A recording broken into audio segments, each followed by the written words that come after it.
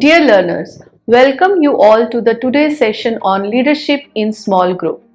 The learning objectives of the today's session are to understand the meaning of leadership, to know about the features of leadership, to understand the importance of leadership, to know about the different leadership theories, to know about the various leadership styles, to understand the nature of the leadership styles required in the small group behaviors.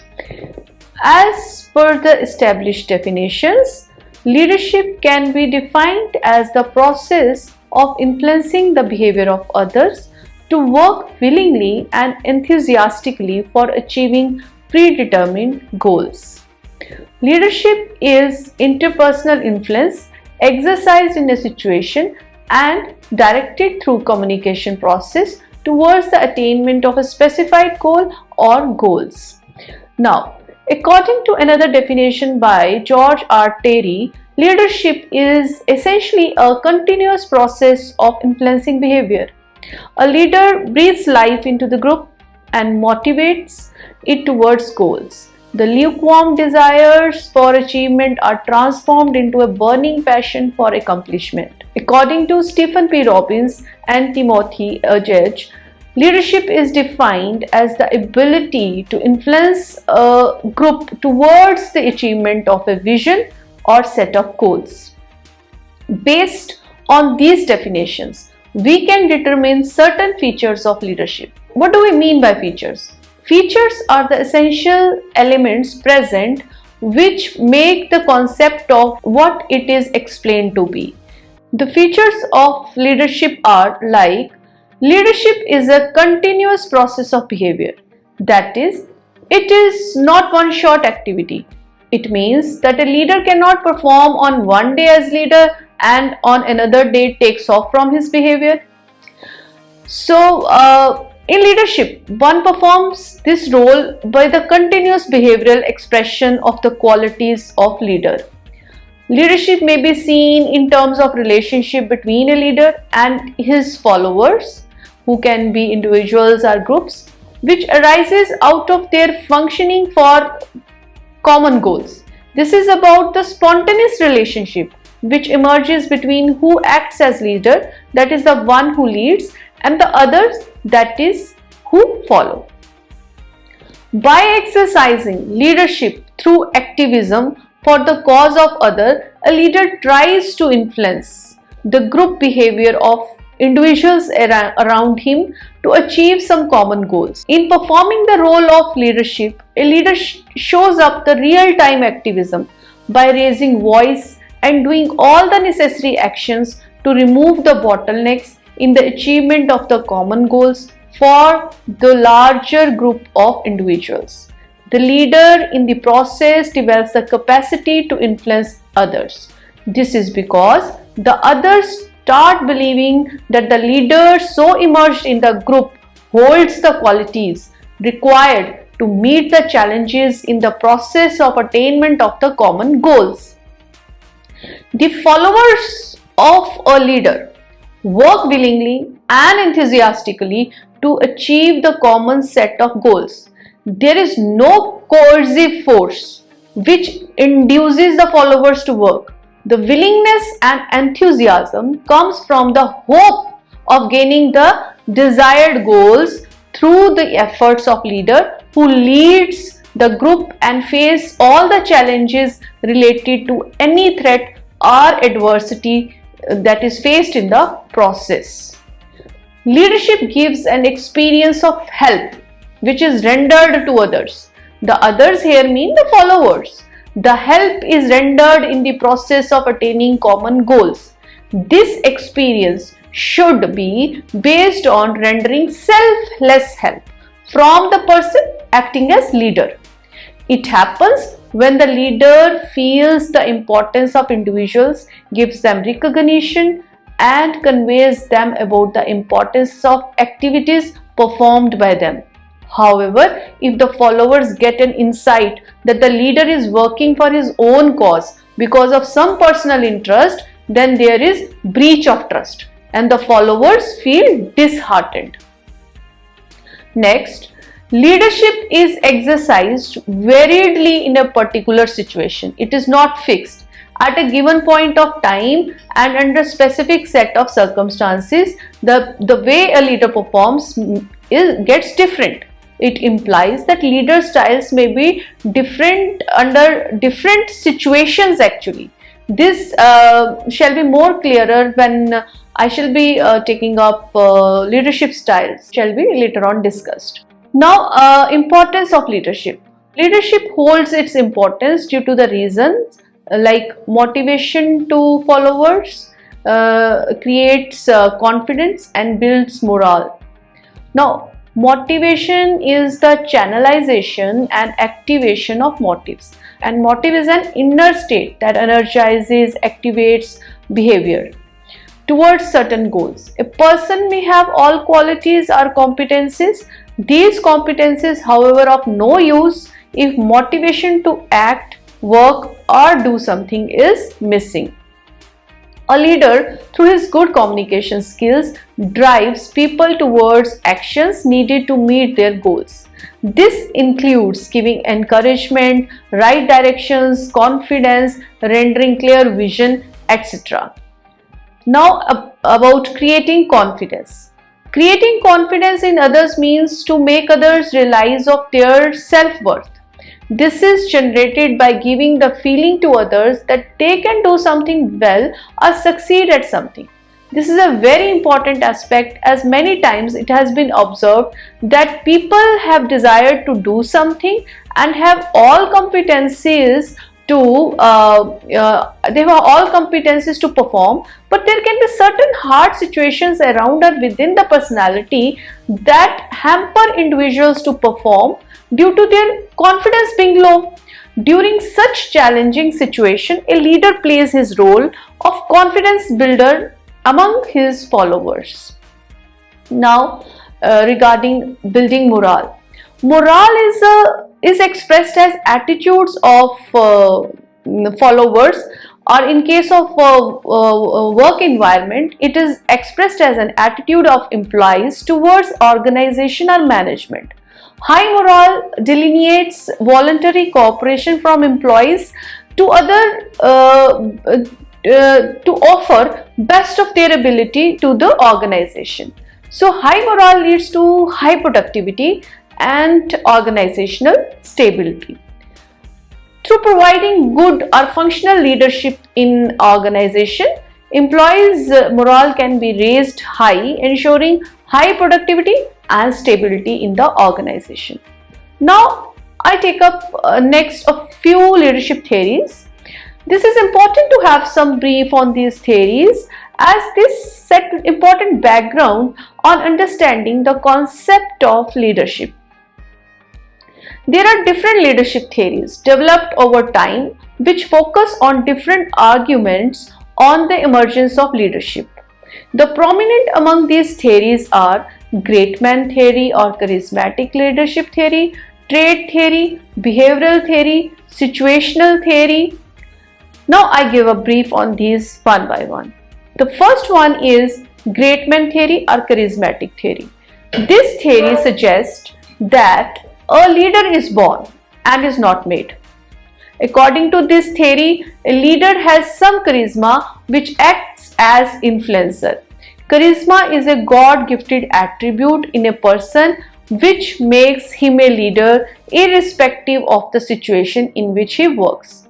According to Robert House, the author of 1976 theory of charismatic leadership, the charismatic leader has extremely high levels of self-confidence, dominance and a strong conviction in the normal righteousness of his or her beliefs, or at least the ability to convince the followers that he or she possesses such confidence or conviction.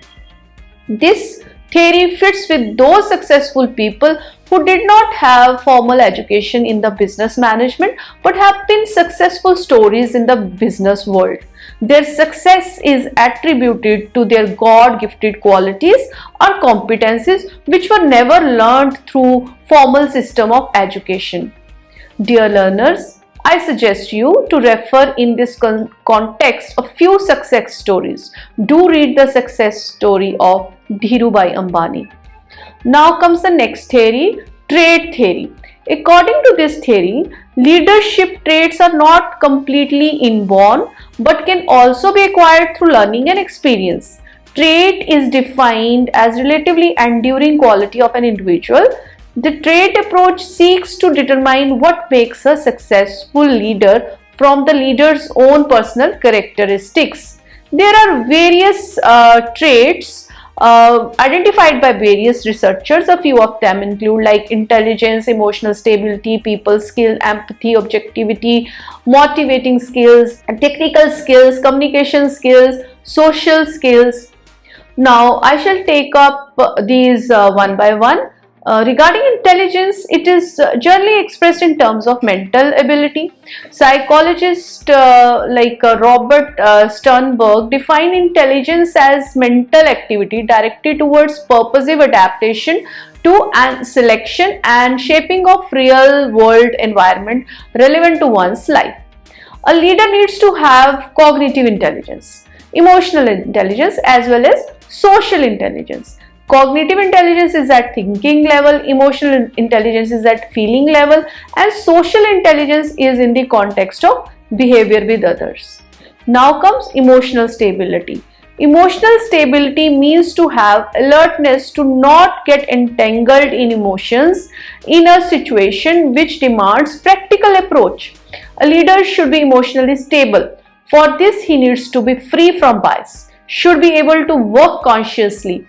His emotional stability must give the level of self-confidence to face any situation successfully. Now comes people skills. Leader is a person who leads people for the attainment of certain specified goals of a group. This he or she can do by getting the voluntary cooperation from others. A leader enjoys the voluntary cooperation from others by having people skills, that is, understanding about how to behave with others, how to behave with peoples, as well as understanding about the ways to create and maintain healthy relations. Now, the next is empathy. This relates to observing the things or situations from others' points of view.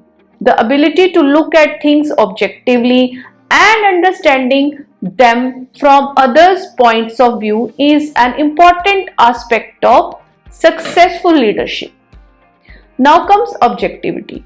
Objectivity relates to the information to be based on evidence-based facts without any entanglement with subjective emotions. A leader should be able to make objective diagnosis of the problem situation and accordingly should process the information to come at the decision to resolve the situation. Now, motivating skills. Leader must be able to recognize the factors which can drive others towards particular goals. The ability to recognize such factors and the ability to communicate well in order to activate the innate drive towards particular direction is the motivating skill. Technical skills. Technical skills are concerned with what is done. These pertain to knowledge and proficiency in processes, procedures, methods and techniques which are used in doing a work. Overall knowledge about the technical skills needed on the field makes them capable of taking righteous decisions which should be taken in consideration of the people's need. Now, the next one is about communicative skills. A successful leader shows how to communicate effectively. A leader uses communication skillfully for persuasive, informative and stimulative purposes. Social skills. A successful leader has social skills. He understands people and knows their strengths and weaknesses. He has the ability to work with people and he conducts himself so that he gains their confidence and loyalty and people cooperate willingly with them. With trait theory suffers from certain limitations as well. These are like there cannot be generalization of traits for a successful leader. No evidence has been given about the degree of the various traits. Why? Because people have various traits with different degrees, and there is a problem of measuring the traits. Now comes the behavioral theory. This is another theory which I am going to discuss.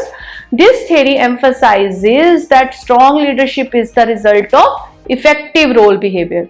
According to this theory, leadership is shown by a person acts more than by his traits. So, behavioral theory has given two sets of functions. First set is task related functions and group maintenance functions.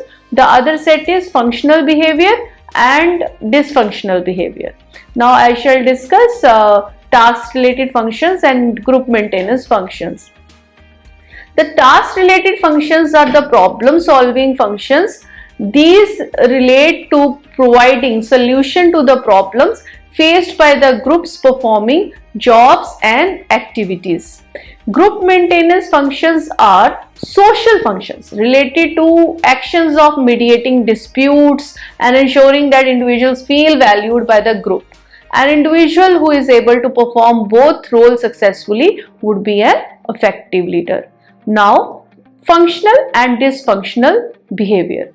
Functional behavior influences followers positively and includes such functions as setting clear goals, motivating employees for achieving goals, raising the level of morale, effective two-way communication, etc. Whereas dysfunctional behavior is unfavorable to the followers and denotes ineffective leadership. Such a behavior may be inability to accept employees' ideas, display of emotional immaturity, poor human relations, etc. Now I shall discuss another theory, that is situational theory. This is also known as contingency theory. This theory focuses on the situation in which leadership is exercised. According to this theory, effectiveness of leadership will be affected by the factors associated with the leaders and factors associated with the situation. The various factors affecting leadership effectiveness may be broadly classified into two categories: leaders' behavior and situational factors. Leaders' behavior includes leader characteristics and leaders' hierarchical position within a setup.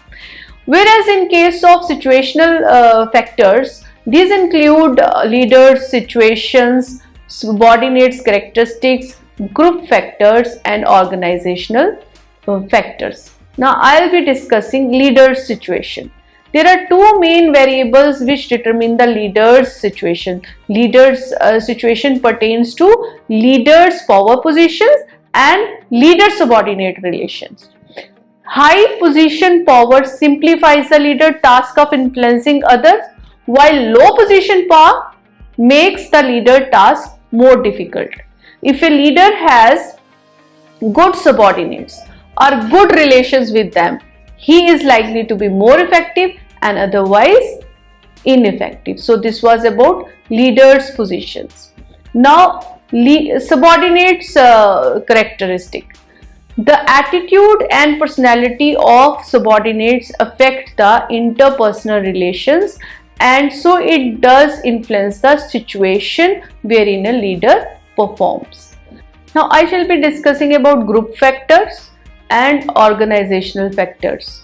Under the group factors, various group factors like task design, group composition, group norms, group cohesiveness and peer group relationship affect leadership effectiveness and performance. Under organizational factors, climate and organizational culture affect leadership's effectiveness.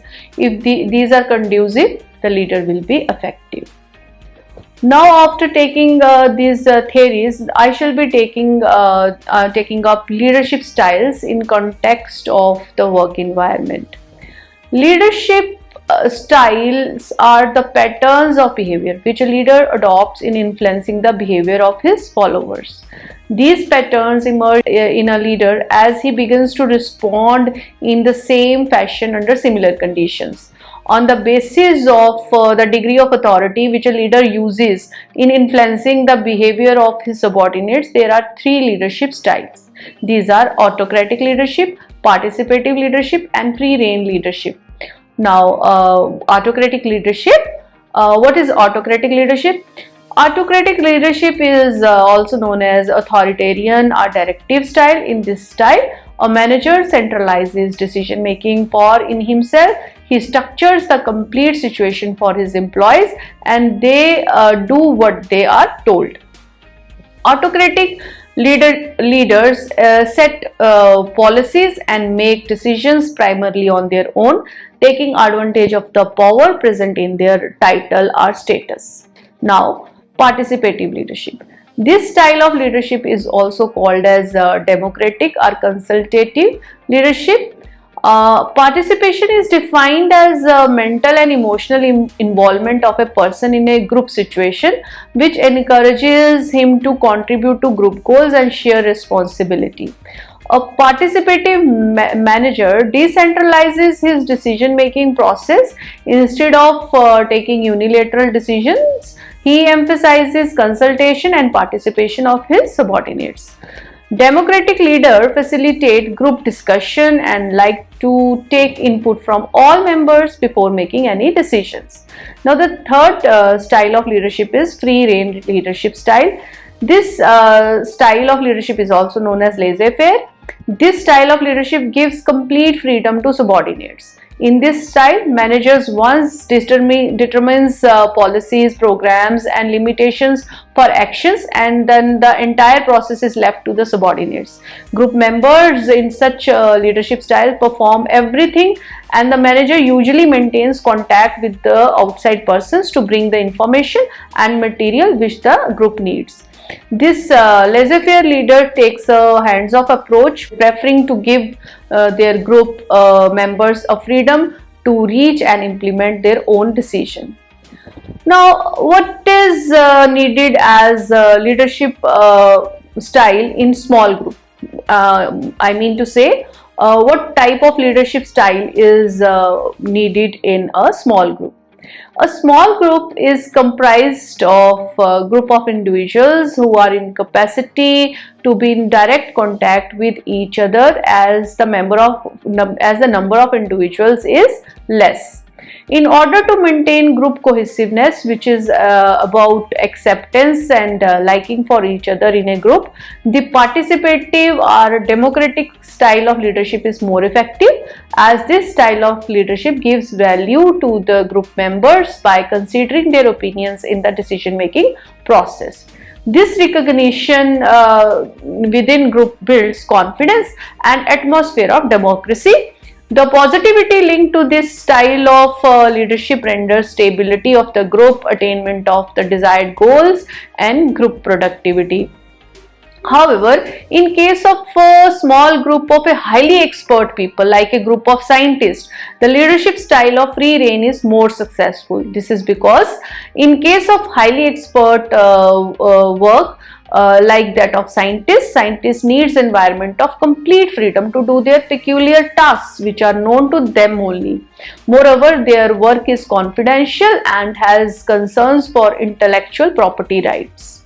So, my dear learners, this is all for the session on leadership in small groups. Thank you.